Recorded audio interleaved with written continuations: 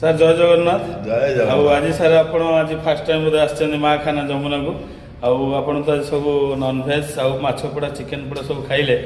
ଆଉ ଥାଳି ତ ପୁରା ସଫା କରିଛନ୍ତି। ଟେଷ୍ଟ କ'ଣ କେମିତି ଲାଗିଲା ଟିକେ କହିବେ ସାର୍? ବହୁତ ବହୁତ ବଢ଼ିଆ। କ'ଣ ବହୁତ ସାର୍ ବଢ଼ିଆ। ସବୁ ଟେଷ୍ଟ ଭଲ ଲାଗିଲା ସାର୍ ଆପଣଙ୍କୁ? ଟେଷ୍ଟ ମଟନଟା ଭଲ ଲାଗିଲା, ମାଛ ଯେଉଁ ପୋଡ଼ାଟା କରିଥିଲେ ମାଛ ପୋଡ଼ା ବହୁତ ବହୁତ। ସାର୍ କିଛି କହିବେ ସାର୍? ମାଛ ପତ୍ର ପୋଡ଼ା ପୁରା ଦି ବେଷ୍ଟ। ମୁଁ ଯେତେ ଜାଗାରେ ଖାଇଛି ମାଛ ପତ୍ର ପୋଡ଼ା ନମ୍ବର 1। ମଟନ୍ କେମିତି ରହିଲା ସାର୍? ମଟନ୍ ପୁରା ଜବରଦସ୍ତ ଘରୋଇ ଭଳିଆ ରୋଷେଇ ପୁରା ଏକଦମ ନା ମସଲା ନା କିଛି ତେଲ ଅଛି, ବଢ଼ିଆ ସେ କଲେ। ଆଉ ପୁରା ଘରୋଇ ଭଳିଆ ଖାଦ୍ୟ। ଆଉ ଆପଣଙ୍କର ଚିକେନ ପତ୍ର ପୋଡ଼ା ବି ବଢ଼ିଆ, ବହୁତ ଟେଷ୍ଟ ହେଉଛି। ପୁରା ଖାଇବା ଜବରଦସ୍ତ, ପୁରା ଦାମ ଉଠିଗଲା।